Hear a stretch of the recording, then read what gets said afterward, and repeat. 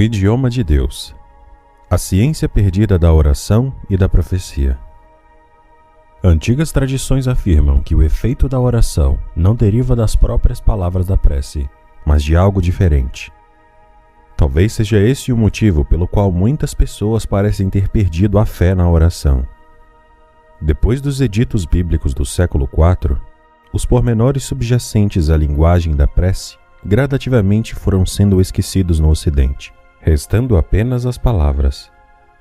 Durante essa época, muitas pessoas começaram a acreditar que o poder da oração estava apenas na palavra falada. Mas as revelações contidas em textos anteriores ao século IV nos mostram que não há códigos mágicos de vogais e consoantes que abram as portas para os reinos desconhecidos. O segredo da oração está além das palavras elogiosas, das fórmulas mágicas e dos cantos rítmicos aos poderes existentes. Por meio de escritos como os manuscritos do Mar Morto, somos convidados a viver a intenção da prece na nossa vida. Pois, se as palavras são pronunciadas apenas com a boca, elas são tão mortas quanto uma colmeia que não produz mais mel. Proferir a palavra impronunciável. O poder da oração está numa forma que não pode ser descrita ou transmitida como palavra escrita. Os sentimentos que as palavras da oração evocam dentro de nós. É o sentimento das nossas preces que abre a porta e ilumina o caminho para as forças do visível, assim como do invisível. Embora outras fontes antigas muitas vezes aludam a esse aspecto da nossa comunhão com a criação, o abade tibetano realmente confirmou a existência do elemento sensorial durante a nossa audiência. Quando perguntei o que acontecia com os monges e monjas enquanto testemunhávamos a expressão exterior das suas orações, o abade respondeu com uma única palavra: sentimento. A expressão exterior da prece que tínhamos visto nos mosteiros do Tibete era uma amostra de movimentos e sons que os religiosos usavam para evocar os sentimentos interiores. Ampliando a resposta um pouco mais, o abade disse que o sentimento era mais do que apenas um fator na oração. Ele enfatizou que o sentimento é a oração. Pela nossa comunhão com os elementos deste mundo, temos acesso aos grandes mistérios da vida, a oportunidade de ver o invisível, ouvir o que não pode ser ouvido e proferir a palavra impronunciável. Em sua forma mais pura, a oração não tem expressão exterior. Embora possamos pronunciar uma determinada sequência de palavras que nos foi transmitida através das gerações, elas devem gerar dentro de nós algum tipo de sentimento para tocar o mundo à nossa volta. Na melhor das hipóteses, as palavras de oração que pronunciamos em voz alta estarão apenas próximas do sentimento que elas evocam no interior. Como os grandes mestres puderam transmitir ensinamentos sobre esses sentimentos há 2000 anos? Como podemos utilizá-los atualmente? Durante as minhas palestras sobre a possibilidade de orar, surge muitas vezes uma questão que me faz lembrar de uma conversa que tive com minha mãe há muito tempo. Uma noite, eu falava com ela ao telefone e explicava-lhe acerca de um seminário que eu daria sobre a ciência da compaixão. Quando falei sobre a oração que envolve sentimentos e emoções, minha mãe fez uma pergunta que muitas pessoas fazem em diversas situações. Com fraqueza e inocência, ela disse simplesmente: "Qual a diferença entre emoção e sentimento? Sempre pensei que fosse a mesma coisa." Fiquei interessado em saber o que minha mãe pensava sobre essas experiências, algumas vezes nebulosas, mas que representam algo tão importante em nossa vida. Como era de se esperar, a explicação dela assemelhava-se à definição que é geralmente aceita no Ocidente hoje em dia. Por exemplo, alguns dicionários consideram as duas palavras quase como sinônimos perfeitos, utilizando uma para definir a outra. Embora essas definições cumpram a sua função no mundo atual, os antigos faziam uma distinção entre os dois termos. Além disso, embora relacionados, pensamento e sentimento são identificados como elementos distintos e importantes que podem ser focalizados para efetuar mudanças nas condições, no nosso corpo, no mundo e muito mais. Assim como em cima. Num relato de mais de 20 séculos, o povo da Terra Santa perguntava aos seus líderes algo que continua na nossa mente até hoje. Executando-se algumas condições específicas, a questão é persistentemente familiar. Em relação à paz no mundo, nossos ancestrais indagavam: então, como podemos levar a paz até os nossos irmãos? Pois desejaríamos que todos os filhos dos homens recebessem as bênçãos do anjo da paz. Os mestres essênios tinham uma resposta que ilustrava o papel do pensamento, do sentimento e da natureza grandiosa da oração. Desafiando a lógica atual, as palavras desse povo nos dizem que a paz é mais do que simplesmente a ausência de agressão e guerra. A paz transcende o fim de um conflito ou uma declaração política. Embora possamos impor uma aparência de paz exterior a um povo ou nação, é o pensamento subjacente que deve ser mudado para criar uma paz verdadeira e duradoura. Em palavras de cunho surpreendentemente budista e cristão ao mesmo tempo, os mestres essênios diziam que 3 são as moradas do Filho do Homem. São o seu corpo, seus pensamentos e seus sentimentos. Primeiro, o Filho do Homem buscará a paz em seu próprio corpo. Depois, o Filho do Homem buscará a paz em seus próprios pensamentos. E então, o Filho do Homem buscará a paz em seus próprios sentimentos. Os antigos nos proporcionaram um conhecimento eloquente de um modo de pensar que nos permitiria alterar o que sentimos no exterior, trabalhando no que nos tornamos interiormente.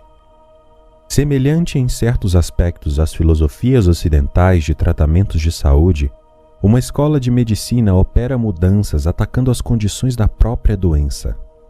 Essa abordagem elimina os corpos estranhos por meio de produtos químicos ou remove cirurgicamente os órgãos e tecidos doentes. Uma segunda escola de pensamento procura, além da expressão exterior do corpo, os fatores subjacentes que possam ser a origem do problema. Segundo esse modo de pensar, as forças invisíveis do pensamento, sentimento e emoção são um mapa para o entendimento e mudança das condições de vida que não nos servem mais. Para mudar as condições do mundo exterior, devemos realmente nos tornar as condições do nosso desejo interior. Se assim fizermos, as novas condições de saúde e de paz refletir-se-ão no mundo à nossa volta. Essa é a essência da passagem essênia que falamos anteriormente. Para levar a paz àqueles que amamos neste mundo, temos primeiro que nos transformar nessa paz. Na linguagem da sua época, os autores dos manuscritos do Mar Morto até mesmo indicavam a tecnologia que dá origem a essa qualidade terapêutica da paz.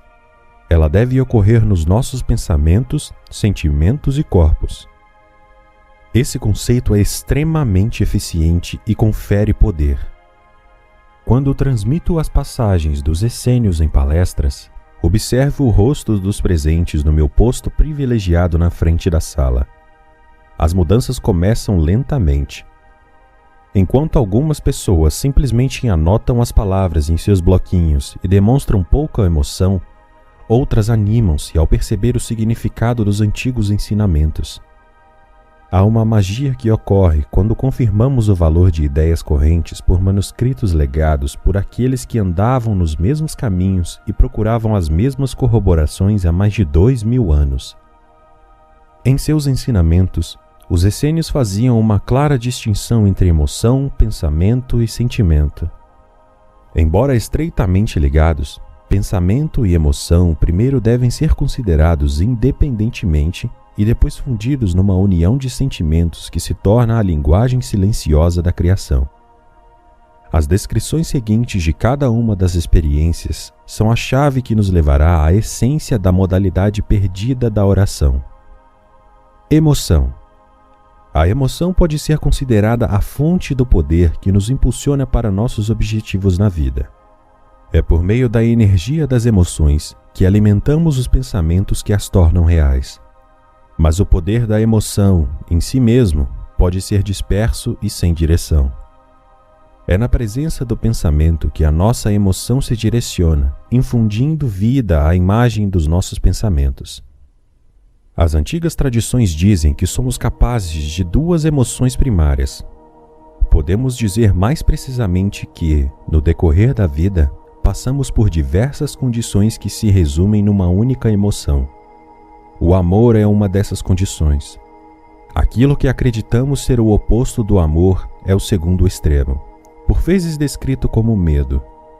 A qualidade das nossas emoções determina como ela se expressa.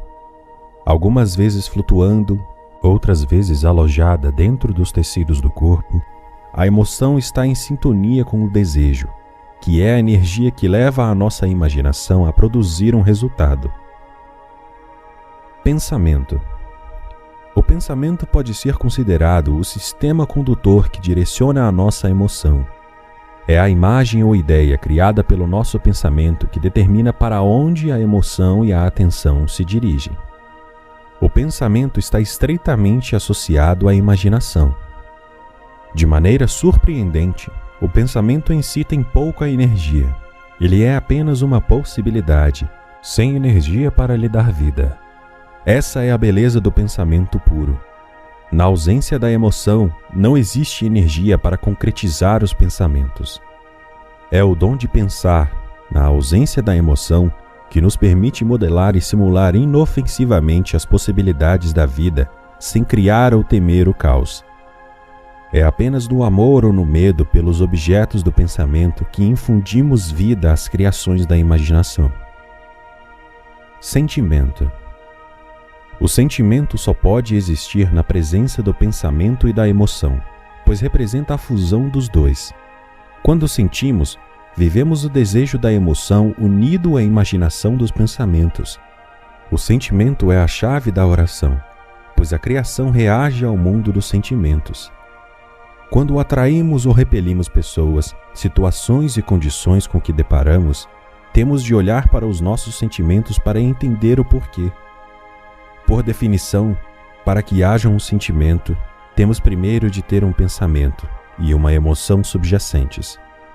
O desafio de desenvolver o nível mais elevado de domínio pessoal é reconhecer quais pensamentos e emoções são representados como sentimentos.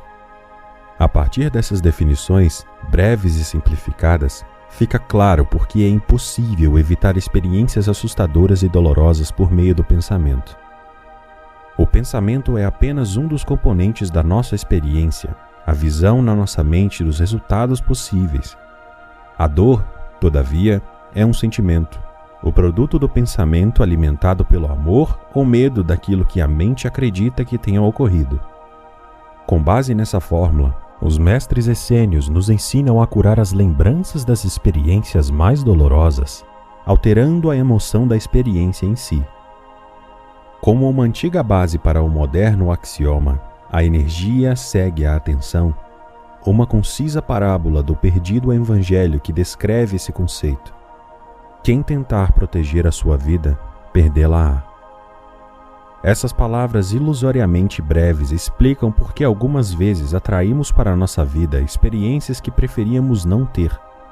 Nesse exemplo, quando nos preparamos e nos defendemos contra cada possibilidade e situação na qual poderíamos perder a vida, o modelo diz que, na verdade, estamos atraindo a atenção exatamente para essa experiência que procuramos evitar. Ao não desejar algo, criamos as condições que permitem que isso se concretize. Em vez de concentrar a atenção naquilo que não queremos, uma escolha superior seria identificar aquilo que desejamos para nós e viver a partir dessa perspectiva. As afirmações representam um admirável exemplo desse princípio. Nos últimos tempos, as afirmações tornaram-se muito populares entre os seguidores de alguns ensinamentos espirituais e esotéricos. Essas tradições afirmam que, afirmando várias vezes por dia tudo o que desejamos para a nossa vida, esses desejos se realizarão. Como regra geral, quanto mais simples a afirmação, mais claro o efeito. As palavras de nossas afirmações muitas vezes são ecos dos desejos de mudar de vida, como "meu par perfeito está se manifestando para mim agora", ou "tenho abundância agora e nas manifestações futuras".